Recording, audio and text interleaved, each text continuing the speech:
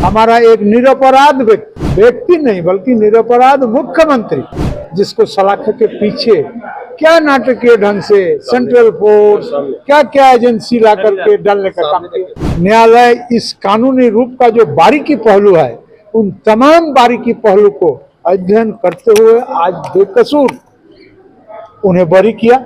इस षड्यंत्र के पीछे आज उनको उसका करारा जवाब मिला और बहुमत सिद्ध किए 45 और शून्य प्राप्त हुआ। मुख्यमंत्री हेमंत सोरेन ने झारखंड विधानसभा के विशेष सत्र के दौरान विश्वास मत हासिल कर लिया है। विपक्ष के हंगामा के बीच सत्ता पक्ष को 45 मत हासिल हुए। बहुमत हासिल करने को लेकर विधानसभा अध्यक्ष रविन्द्रनाथ महतो ने कहा, 2019 से लेकर अभी तक कोई भी ऐसा मुख्यमंत्री नहीं है जिसके मत्थे अपराध नहीं है। आइए सुनते हैं क्या कुछ कहना है रविन्द्रनाथ महतो का। बहुत सुंदर रहा। इस सत्र में सिर्फ खासियत ही था। आपको पता है कि पिछले समय में हमारे झारखंड के राजनीति में किस तरह का हुआ। हमारा एक निरपराध व्यक्ति नहीं बल्कि निरपराध मुख्यमंत्री जिसको सलाखे के पीछे क्या नाटकीय ढंग से सेंट्रल फोर्स क्या क्या एजेंसी ला करके डालने का काम किया और डालने के बाद हम तो न्यायालय को कोटि कोटि धन्यवाद भी देते हैं और उनका स्वीकार भी करते हैं कि आखिर अंत में न्यायालय इस कानूनी रूप का जो बारीकी पहलू है उन तमाम बारीकी पहलू को अध्ययन करते हुए आज बेकसूर उन्हें बरी किया। जिन लोग इस काम के लिए राज्य के अंदर या राज्य के बाहर बहुत उत्साहित थे, इस षड्यंत्र के पीछे आज उनको उसका करारा जवाब मिला और बहुमत सिद्ध किए 45 और शून्य प्राप्त हुआ।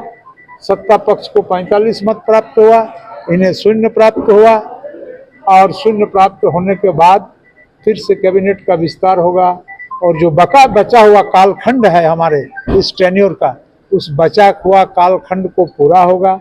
और मैं समझता हूं कि आने वाला समय में यहाँ के आदिवासी मूलवासी के आकांक्षा के अनुरूप ये समय में काम होगा। अच्छा, बीजेपी हमारे ऊपर देख के क्या करेगा? हम हारे या जीते उससे बीजेपी को क्या फर्क है?